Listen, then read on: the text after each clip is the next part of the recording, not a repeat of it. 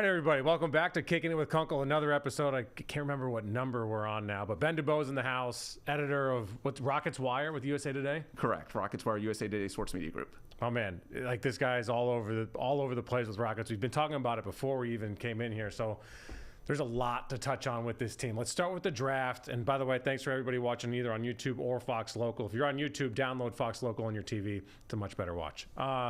Okay, so what do the Rockets do in this draft? Because here's what I see.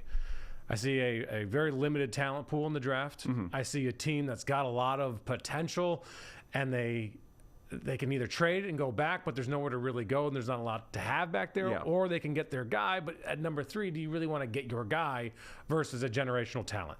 So there's a lot of crossroads here. Yeah, it's really interesting. I think in a perfect world, they would trade the pick, but I just don't know that anyone worth trading it for is actually going to be on the market, because we're chatting now, it's under a week until the first round, which is Wednesday night, the 26th. And so if a big name was going to hit the market that would be worth consolidating their assets, like at some point in the next 2 or 3 years, they're probably not going to need to consolidate both from the young core and their future draft picks, just because as these young guys get into their second contracts, it's going to be an expensive team. It's going to be very difficult just to keep the core 6 as is, let alone adding on to them. So at some point, financially, you're going to need to make a big move. And so in a perfect world, yeah, you already have all these young guys. You don't necessarily want to play another one. And so I think in a perfect world, sure, you would pair this pick with maybe someone from your young core, some filler contracts for a star player that could take you to that next level.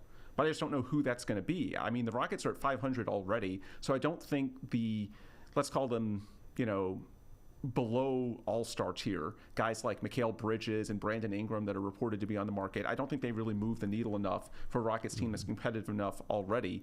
The one All-NBA type name that was rumored to be on the market that could move the needle is Donovan Mitchell, but all the recent reporting seems to indicate that he's going to end up staying in Cleveland at least for another year.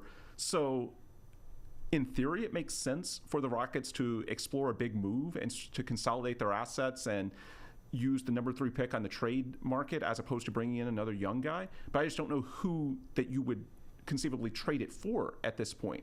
And if they had stayed at 9 or 10, which is where they were projected to be before the draft lottery, then there was some talk that they might trade that pick for an asset in a future year, because the analogy I always throw out is that when you draft a player but you don't necessarily have a plan to play them a lot, to sort of develop them going forward, it's like a car that's been driven off the lot, in that they lose a lot of the asset value immediately. And so for a Rockets team that already has a young core in place, it might make more sense to sort of kick that pick into the future, which is what was rumored before the draft lottery, like trade your 2024 pick for one in 2025, 2026. Maybe you end up lower in the first round than the lottery pick that this was going to be, but this is a weaker draft anyway, so I think they'd be okay with that. As opposed to now, even if it's a weaker draft class, you're at number 3 overall. I don't think you can take the gamble of saying, oh, I'm going to trade this for a future year's pick that might end up at 27 or 28. That's way too risky. So I think for that reason, and the fact that there's not really any All-NBA names, at least to my knowledge, that are on the market right now, it's more likely that they just end up making the pick. And it's a little bit uncomfortable because they have so many young guys as is, but I think it's a better scenario than trading for a substantially worse pick in the future, or forcing a move for someone like Brandon Ingram, Mikal Bridges, a good player, but not an all-star player. And so it doesn't really move the needle all that much. Because what's changed with this franchise is that by finishing 41-41, they're a competitive team already. This is not like the last couple of years where you needed someone just to sort of stabilize you. They are there already. So now you can think upside. You can give more of your minutes to younger players that might get better. And that's where you go back to your core 6. So with that in mind, I think it's likely they stay put. And so if they stay put, I mean, maybe they trade back a little bit. There's a whisper of, Memphis at 9 with Marcus Smart. That might help them a little bit, the type of win-now role player that Ime Udoka would want. But barring a scenario like that, I think they stay put. And so you just want to bring in a player that can fit at least to some degree with the young core you have in place. And so that's where I think someone like a Reed Shepherd, I think long term, to maximize his value, he's going to need to develop as a point guard. He's going to need to be a better defender. But someone that at least year 1 can come in, space the floor, make some open shots, give you a secondary ball handler when Fred VanVleet is not playing, because Amen Thompson's still a work in progress there. I think that's someone that at least in the short term could fit. I don't think that's the long-term role, but it at least buys you time. Because I think, again, in a perfect world, it scares me that you play that game with the 3rd overall pick. I know. Like, that's what scares me, because you're I don't want to say wasted because the draft pool is the draft pool and you Yeah. take what's available to you, but taking number 3, a fit guy that doesn't have a future with the franchise is crazy to think because Yeah. look back at some of the other number 3s, they're obviously either busts or Hall of Famers type of player. That's what you want as a Hall of Famer at number 3. Yeah, that's true. And it's probably not going to happen in this draft No, class. It's just someone will be, maybe, right? Just statistically, someone will end up being good. Yeah. So if they go Reed Shepherd, I like that pick if they pick there because they don't have a knockdown 3-point shooting guy, and they have a bunch of guys that can create their own shots. Yeah. They're great off the dribble. There's a lot of talent there. He doesn't match anyone's talent level. He shot 52% in college, which is insane. So not that he's going to equal that, but he will be good at the 3-point shot and spread the floor that way. Yeah, well, the way it's been put to me with Reed, it's about balancing the analytics with the context of the smaller sample. 1 year off the bench at Kentucky, because the analytics, and the Rockets are an analytically inclined organization, those are off the charts. You shoot at that efficiency, and he's also has a decent amount of rebounds, assists, a nice all-around player, then there's a ton to like there. It's just how much can you extrapolate from 1 year off the bench in a limited role to playing against NBA guys. And so that's sort of the balance that they're trying to find. I think he's supposed to come in this weekend for a pre-draft workout. And so I think sort of digging into Reed Shepherd, the person, I mean, that's important for all of them. They had Donovan Clingan here a few days ago. So getting to know these guys on a personal level. And I think that could be even more important this year because in a year where, for the reasons we've been outlining, there's no clear path to a lot of playing time. This is a team that already has a 9-man rotation as is between your core 6 of young guys plus Fred VanVleet, Dylan Brooks, Steven Adams. So how will they handle it if they're not playing a lot immediately? This is not a bad team like the ones that usually have high lottery picks where you go ahead and, like Jalen Green a couple of years ago, Jabari Smith Jr., they immediately play 30 minutes per game just because. No, this is not one of those situations. So how are they going to handle it? We talk about maintaining the asset value. Part of that is, the player being in the right frame of mind to accept his role, to continue developing and buy time. But I will say that another way to think of it, and this is where Reed could fit in, but other guys, Donovan Clingan, the big man out of UConn, maybe Stephon Castle, the point guard out of UConn. It's also important to have insurance policies for guys in place. Even if they don't necessarily fit on next year's team, even if there's not a clear path to a lot of minutes for those guys, longer term it's complicated because this team, as they go into their second contracts, is going to get a lot more expensive. So Jalen Green, for example, he showed a lot last year, but are you ready to pay him $30 or $40 million a year? Well, you better be, because that's what his market value is going to be. All it takes is one team out of 30 to give him the max or something close to it. And I'm pretty sure he's shown enough that he would have at least that leverage. So if you want to keep him, that's what you're going to have to pay him. Same goes for Alperen Sengun. And I think a lot of Rockets fans the last few years are accustomed to thinking this roster is a lot more stable than it's going to be in the future. Let's stick with the draft real quick because Donovan Clingan, do you like that pick? Because I feel that's the other name with Reed Shepherd that's continuously getting thrown out. Personally, I don't love it. I don't think he translates well to the NBA and the positionless league, and you got to be able to shoot, stretch the floor. I think he's a little stiff, doesn't move very well. That's my take on him. I like him simply because of the size. We're talking 7'7" wingspan, a guy who's almost 7'3" in shoes. That's going to play. If he can develop even a passable perimeter shot, which the scouts say that they believe he will, then you're looking at a Milwaukee Brook Lopez type of scenario. And if that's the case, then I'm wrong 100%. Yeah, and keep take in mind, him it took right now. Lopez like 8 years to develop his three-point shot. So some of these players can develop. So much talent on this roster. So much potential on this roster. Who's the best basketball player on this roster outside of Sengun and Fred? Because I think we've established they're probably the best right now. Maybe not in a few years, but so out of those kids, who's the best? For me, it's Amen Thompson, simply because of the two-way value that he gives you, not just offensively, but defensively as well. That role he had down the stretch of the season after Sengun went out, and so they put him into a front court role, he was excellent. He defended at a high level. He can basically defend anybody 1 through 5. He was able to function off the ball as a lob threat, as a cutter. Like, they want him to be like a point guard of the future. That's how he was drafted, and the handle's a work in progress. Obviously, the three-point shot, there's a long way to go. But even if that doesn't come along, his defensive value as a guy who can defend 1 through 5, that has that level of elite athleticism, power, the body type, that can function off the ball. You look at their net ratings last year, basically everyone played better when Amin Thompson was on the floor. He made everyone better because he does so many of the little things already. You typically don't see that with young players who are, trying to get their processing up to par in the NBA. For Amin to do what he did as a rookie was really, really encouraging. Let's play another hypothetical. You're Rafael Stone. Okay. And this is going to come up. He's going to have to make this decision. Who are we moving on from? Who are you giving up on? That's tough. I think it's because you can't have everybody. Right. Even though they say they can, but they I don't can't fully buy that. because you can't. To your point earlier, you can't re-sign everybody. Yeah. I will say that it's a big year for Jalen Green and Cam Whitmore because I think long term it will be fairly difficult to keep two guys with fairly similar skill sets. I just don't know that it's worth it to invest that heavily. So you're looking at Jalen Green. I mean, it's a huge year for him because it's a contract year. He's eligible this offseason. My guess is that with Jalen and certainly with Şengün, who has a super low cap hold as a mid-first round pick, they tabled those till 2025. So this year is basically the last chance to make an impression. It's year 4. This is when guys are close to being a finished product. So Jalen knows it's a big year already. He wants to, pick up on what he did in March when he looked like one of the best players in the NBA. He was great last year. I mean, obviously started off a little slow, had some issues, and I think we heard that in the end of the season that he fought through some mental things. Yeah, and Justin confidence. Staff. It's not about him. And I think he responded admirably. Yeah, absolutely. And so if he picks up on that and he's the player he was in March for most of this upcoming season, then you give him that extension. Hands down, I would pay him the max or close to it. If he's the guy he was in March for the better part of next season, then he'd be worth it. With this roster, they want to win next year. Yep. I don't know that that's a guarantee. Like, they could go one way or the other because you're in development mode, you're in win mode, and we wish we could add a player, but there's not really one to add mode. Right. So you're in a really squirrely position, and you're in the West where there's a lot of teams that are almost guaranteed to be better than you. Yeah, that's where it's really difficult because, if you don't look at the context and you just look internally and you say, look. Which I don't think you can do. Yeah, right. But you say, look, this is a 41-41 team, and they've got all this young talent, so they should get better just through organic growth, if you will.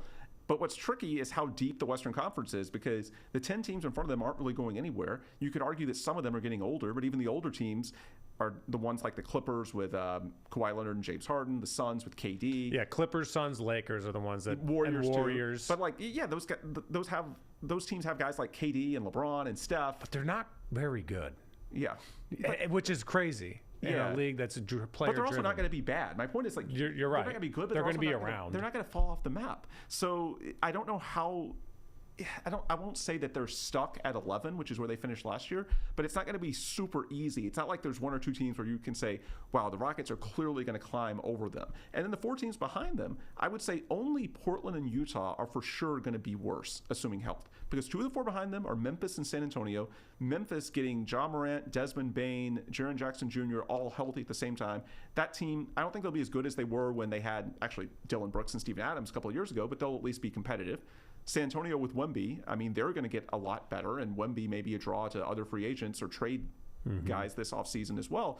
So you sort of have to balance the potential for internal growth against how deep the Western Conference is. My favorite part of the Rockets is their head coach. Ime Udoka, I think, is one of the best coaches in the NBA, for no other reason that he has a standard, he sets that standard, he holds the standard, and he forces the players to live up to that standard, because if they don't, and we saw it last year, Jalen Green was on the bench, even as one of the better players at the back end of games, because he was either not defending, he wasn't shooting well, like he wasn't playing up to his capability and to that standard. And I love Ime for this team because of that. And I would say he's one of the best coaches in the NBA when it comes to building a foundation, because he instills that off the jump. Jalen's a perfect example of a guy who, when you think about it, it makes sense that it took him a little bit longer to get going, because he had the biggest learning curve, the biggest adjustment going from Stephen Silas to Ime Udoka. And more notably than Silas to Udoka, it's going from phase 1 of a rebuild to actually trying to win at the margins. And so that's where I think Ime Udoka really resonates. I mean, he's gotten all of these young guys better. There's none of those core 6 that I would say started last year worse than they finished it. They all took clear steps forward. It's going to be a fun year going into next year, I think, because of all the hope. And it's a fun team to watch. My thing about the NBA is if you're going to suck, at least be fun to watch. None of this horrible basketball. Like, the Hornets were kind of that team when I was covering them, is they were bad, but they got incrementally better under James Borrego, and they were fun to watch. Yeah. when a little bit later in the process. Yeah. Now they're horrible again. Yeah. And one thing that I will say about the finals that just wrapped up, Boston gives me a lot of hope for the future of the league, because I'm not going to say any of the Rockets are close to Jason Tatum yet. They're not. Right. But Boston has a lot of very good players. You got that core two. You've got Drew Holiday. You've got Kristaps Porzingis. They are not a super team by any stretch. I agree entirely. The results are super team-esque, but it's not like you have. It felt like the NBA about 10 years ago.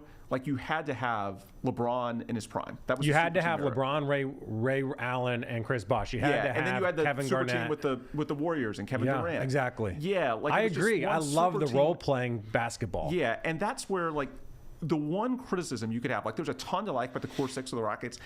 I don't think they have that one prospect that's Wemby level, or to Well, they don't, as of now. Yeah, and to use the Texas examples, let's look at the Spurs have Wemby. They're not good yet, but they have their guy. Mm-hmm. The Mavs have Luka.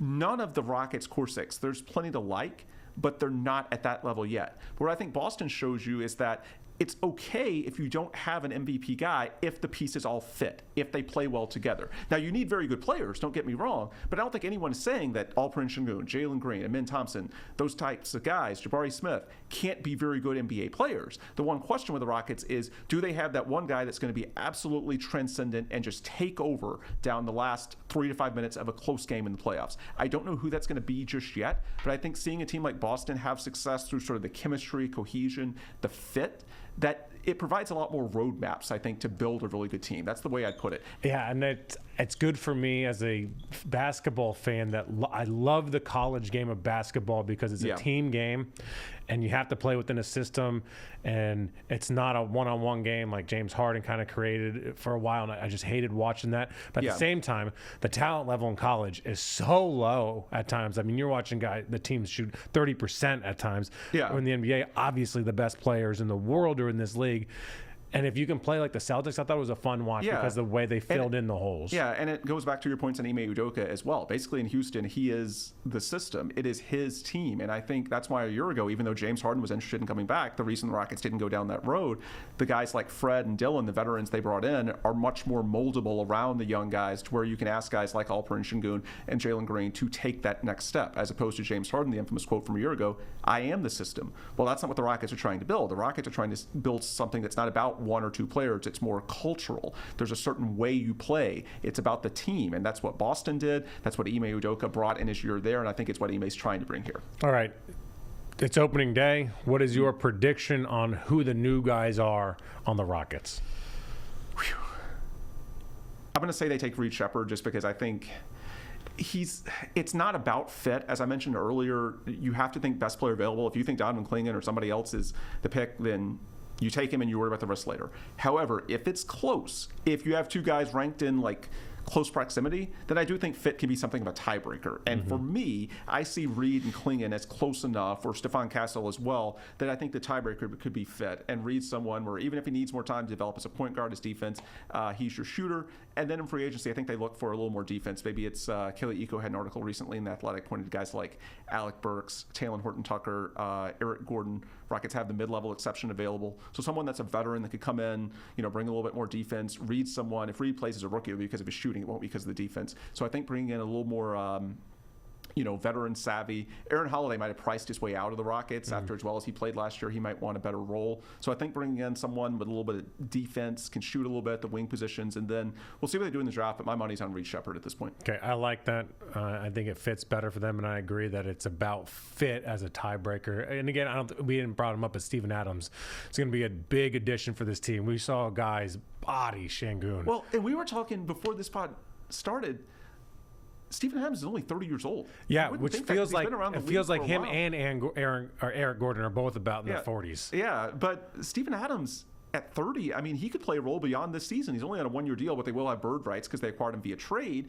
And he's someone they really, really like. And so I don't think you would dictate your number 3 overall pick based on a 30-year-old in the last year of his contract. So, again, if you come to the end of your process and you strongly believe that Donovan Clingan is the best player available, okay, you take him and worry about the rest later. I'm on board with that. But if it's at all close, then yeah, that's one of those little tiebreakers because I do like Steven Adams. And, he's sort of in the perfect spot in his career where at 30 years old, I think he'll be happy to play, 18, 20 20 minutes per night and let Alperen Şengün, take the higher workload and get more of the accolades. So, I mean, he's an ideal fit on paper. They didn't have him last year. Backup center for the most part. Jack Landale got better towards the very end of the year, but for the most part, backup center was a real problem for this team. So you're going to fill that with Steven Adams. You're going to have Tari Eason back, who on a permanent basis, Tari was arguably the best player on the whole team.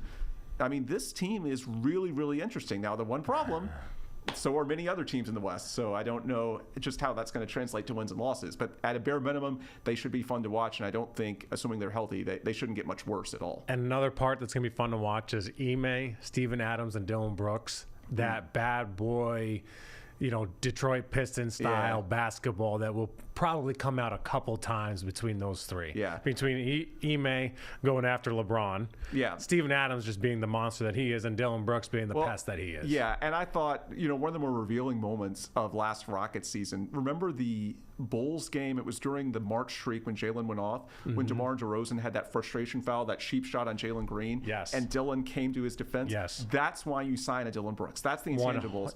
Dylan Brooks is what was my favorite signing last year outside of Fred Van Vliet. Dylan Brooks is, first of all, a pretty damn good basketball player. Yeah. And what he brings is rare in the NBA. Yeah, and I understand that the shot selection can be an issue at times. He's a good three-point shooter, but he's not a great one. I get it. I mean, Cam Whitmore shot selection. Yeah. I mean, I think he shoots 30 a game. Yeah. But I just think Dylan, the enforcer, that's the role they brought him in for. As long as he's smart. Yeah. I'm here for it. And so, Fred's more the steady veteran. Dylan's the enforcer. And there's some intangible value in a young guy like Jalen knowing that his teammates have his back. We talked about last year being a big transition for him. And so the bad parts of it were sort of having to learn it's not all about you and having to defer at time. The good is learning that, hey, there are guys that have his back, that he can trust. And it's like hockey. You got your enforcers out there. You see Dylan Brooks and Steven Adams coming at you. Yeah. You think twice for the sure. next and time. So, I think that's beneficial to, obviously Jalen, but the young guys as well, having that kind of stuff behind them. That puts them in the right frame of mind to develop, I think. And it's a big part of, helping that core six take their next step. Ben, maybe it's a core seven. You know everything about the Rockets. It's wildly impressive. Tell everybody where to go to find all your work. Yep. Ben Dubose on Twitter/X. And I write for USA Today's Rockets Wire. You just go to rocketswire.usatoday.com for all your daily Houston Rockets news coverage. Also check out my radio spots on Sports Talk 790, where I host the Logger Line podcast every week. I mean, I don't know what else to say. Thanks for watching Kicking It with Kunkel, episode number whatever. Remember, every week, every Friday, live on Fox Local, 3 o'clock, and then it's released to forever on Fox Local and YouTube. Thanks.